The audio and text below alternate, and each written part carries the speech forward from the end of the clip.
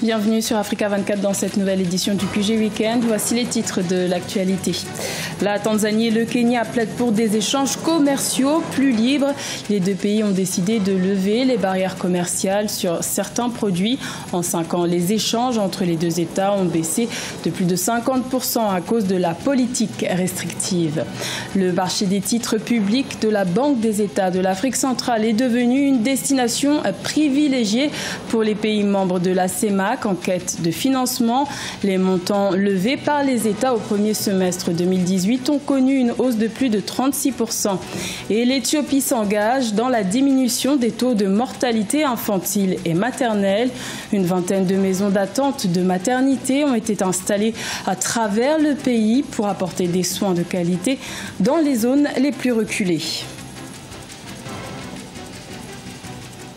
Mais tout d'abord, la campagne électorale pour l'élection présidentielle malienne a débuté ce samedi 7 juillet. Les 24 candidats en lice tentent de succéder à l'actuel président Ibrahim Boubacar Keïta, lui-même candidat à sa propre succession pour un second mandat de 5 ans.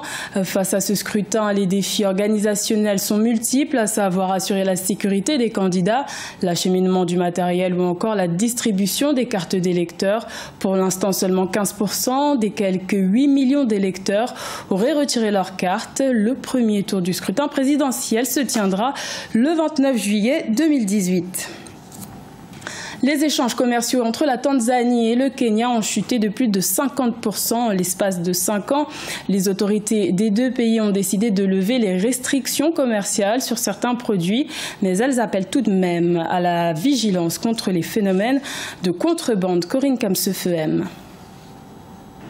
Les gouvernements tanzaniens et kenyans ont annoncé ce 5 juillet un accord commercial conjoint qui va permettre une libre circulation des produits tels que le lait, le blé et le gaz de pétrole liquéfié entre leurs pays. Ces dernières années ont été marquées par une politique commerciale restrictive entre ces deux pays. C'est très intelligent de la part de deux présidents très progressistes que sont le président kenyan et le président tanzanien de se rendre compte qu'à l'évidence, il ne va pas être possible de continuer par amour propre à protéger les frontières lorsqu'on s'engage dans des grands groupes. Et je crois que c'est de la sagesse, mais également de l'anticipation managériale qui leur permet d'essayer de reprendre la main politique sur ce qui, de manière tout à fait évidente, allait devenir obligatoire. Les chiffres révèlent en effet que la valeur des échanges commerciaux entre la Tanzanie et le Kenya est passée de 420 millions de dollars en 2012 à seulement 285 millions de dollars en 2017. En cause, une forte fiscalité, mais davantage le phénomène de contrebande. Après nos discussions, nous sommes arrivés à la conclusion que le plus grand défi pour les commerçants entre nos frontières est la contrebande. Nous avons accepté d'impliquer nos ministères de l'Intérieur pour s'assurer que nous éradiquons totalement le problème. Pour l'heure, cette ouverture ne concerne pas certaines catégories de produits tels que les huiles comestibles, la confiserie, le textile et le ciment, la Tanzanie ayant exigé une vérification préalable de l'origine de ces produits. La Banque des États de l'Afrique centrale a lancé le marché des titres publics fin 2011 et depuis, le marché des titres publics de l'institution est devenu très prisé par les États membres de la CEMAC, notamment dans leur quête de financement pour résorber la réduction des recettes publiques. Les fonds levés se sont établis à plus de 1216 milliards de francs CFA au premier semestre 2018, soit une hausse de plus de 36%. Nelly Claudé Bessa. D'après les statistiques du Conseil de surveillance de la cellule de règlement et de conservation des titres de la BEAC, la Banque des États de l'Afrique centrale, le marché des titres publics émis par adjudication organisé par la BEAC connaît une augmentation de 36,6%. Les montants levés par les pays de la CEMAC, la Communauté économique et monétaire de l'Afrique centrale, se chiffrent à 1216,6 milliards de francs CFA au premier semestre 2018. Avec la baisse des prix des produits pétroliers, les États de la CEMAC n'avaient plus d'argent. Alors ces États-là ont découvert dans le marché de la BEAC un excellent moyen de trouver des financements. Au rythme de 3 à 4 fois par semaine, les États viennent lever entre 7 et parfois jusqu'à 15 milliards de francs CFA. Lancé en 2011, le marché des titres publics de la Banque des États de l'Afrique centrale vise à résorber la réduction des recettes publiques. La ruée vers le marché des titres est due à la chute des cours mondiaux des matières premières, notamment le pétrole brut. Cet argent sert généralement à régler les problèmes de tension de trésorerie ponctuels qu'éprouvent les États qui payent des dettes vis-à-vis des entreprises, qui les réinjectent dans le circuit économique et ça fait tourner l'économie. La forte demande de financement depuis fin 2015 a poussé les 6 États de la zone CEMAC à privilégier des émissions de titres à courte durée de maturité. Une situation relative à la conjoncture économique qui prévaut dans cette région.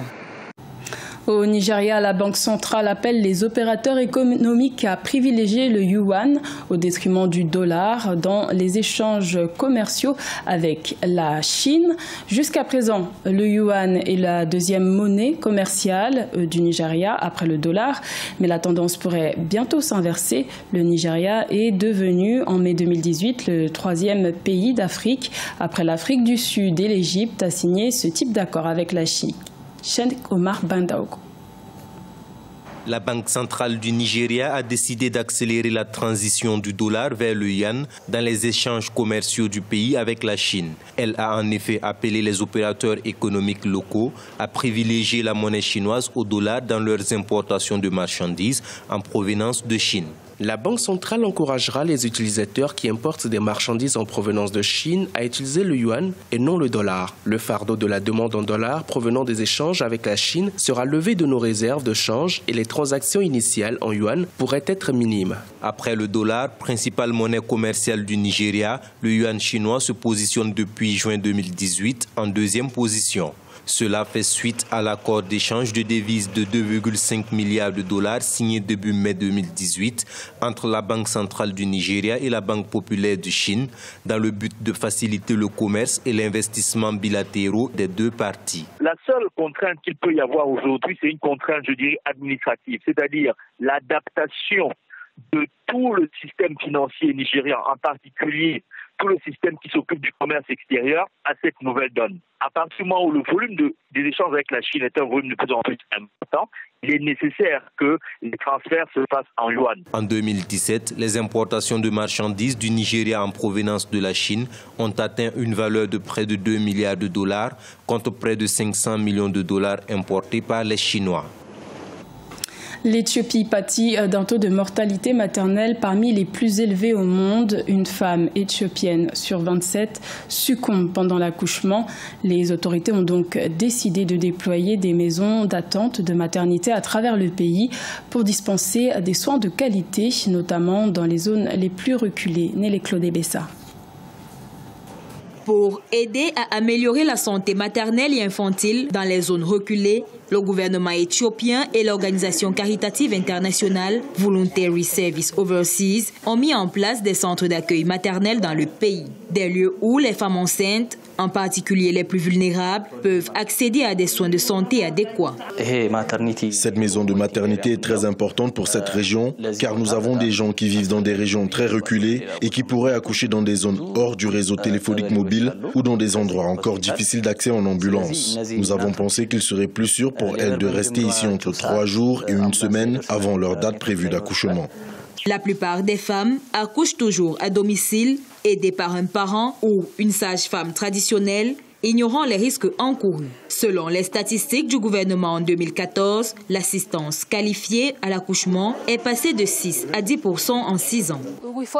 Nous nous sommes concentrés dans cette région à la frontière de la région Afar. Ces gens sont des nomades et ne sont pas installés dans un même endroit, donc cet hôpital dessert environ une population d'1 million de personnes. Alors, si un centre d'attente de maternité s'installe ici, il ne dessert pas seulement la population de cette région, mais dessert également la communauté venant des autres régions comme Afar.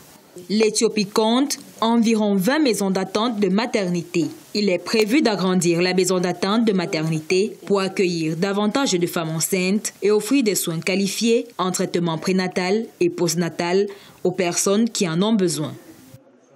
Ce journal a été réalisé par l'ensemble de la rédaction. Merci de votre fidélité. Retrouvez dans un instant une nouvelle édition de l'information sur Africa 24.